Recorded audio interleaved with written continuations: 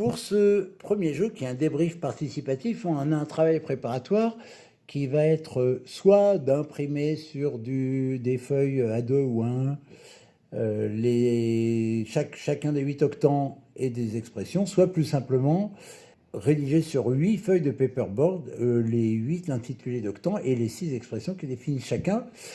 Et puis après, on va juste révéler la première page, on va aller la scotcher là dans ce qui est en haut à gauche de la salle, et ça va être en l'occurrence raisonné, et on va raconter à chaque participant qui nous suivent dans la salle, comme pour une expo de peinture, on suivra un guide.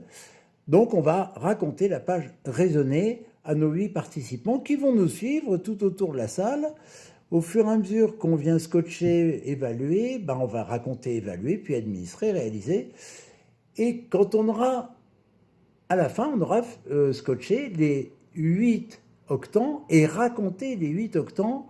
L'avantage étant qu'on se promène dans la salle et on situe géographiquement chaque préférence de prédome, et ça engramme d'une manière beaucoup plus efficace quand on fait ça. À ce stade, soit vous n'avez pas remis le profil, soit vous avez remis la page cadran.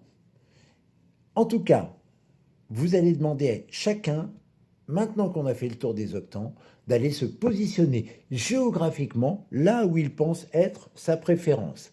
Certains vont aller se mettre dans un coin de la salle parce qu'ils ont une préférence très marquée selon eux.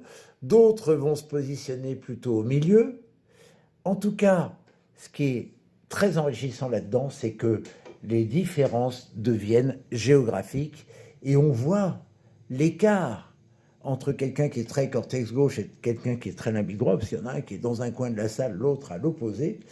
Et à partir de là, alors, vous animez ça en mode management, communication, et surtout sur le thème comment se retrouver, comment aller vers l'autre. Et c'est le thème d'ailleurs de la deuxième version du jeu que je vous propose maintenant.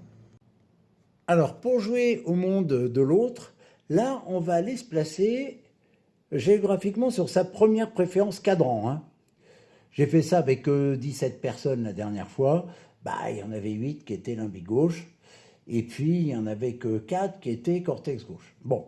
Et encore, ils étaient 2. J'ai amené 2 limbiques gauche qui avaient un bon cortex gauche à rejoindre l'équipe des cortex gauche pour un peu étoffer l'équipe. Mais le but, c'est qu'on soit géographiquement, encore une fois, sur sa première préférence. Là aussi, on prend un thème commun aux équipes et un thème, si possible, qu'ils ont à argumenter fréquemment. Et on va préparer, pour les groupes limbique gauche, ils vont préparer l'argumentation vers où, pourquoi, destinée au cortex droit. Les cortex droits vont préparer l'argumentation destinée au limbique gauche. Et puis, idem pour les 2 autres, tu prépares et ton groupe prépare les arguments destinés à la zone opposée. Quand ils sont prêts, il y a un groupe tiré au sort qui va commencer, qui va traverser la salle en diagonale, qui va se présenter, on va dire c'est limbique droit vers les cortex gauche, qui va se présenter au cortex gauche et qui va déployer l'argument en mode cortex gauche. Les cortex gauche, ils peuvent écouter, questionner. Généralement, ça va prendre 1 minute 30 là-dessus. Et puis là, les cortex gauche vont évaluer la communication qu'ils ont reçue, jusqu'où c'était convaincant pour eux, pour leur profil. Et là, on ne se force pas, on ne joue pas un rôle. Eux, ils jouent, ils sont, moi en tant que cortex gauche, jusqu'où je suis convaincu, qu'est-ce qui m'a plu, qu'est-ce qu'il aurait fallu qu'on me dise, que j'ai pas entendu. Voilà. Et puis après, on inverse. Les cortex gauche vont aller vers le limbique droit et vont argumenter en mode relationnel, implication de l'autre, argument humain, motivation. Voilà. Et c'est limbique droit qui vont juger le discours cortex gauche. Voilà, et on va progresser et on va procéder comme ça pour l'autre diagonale.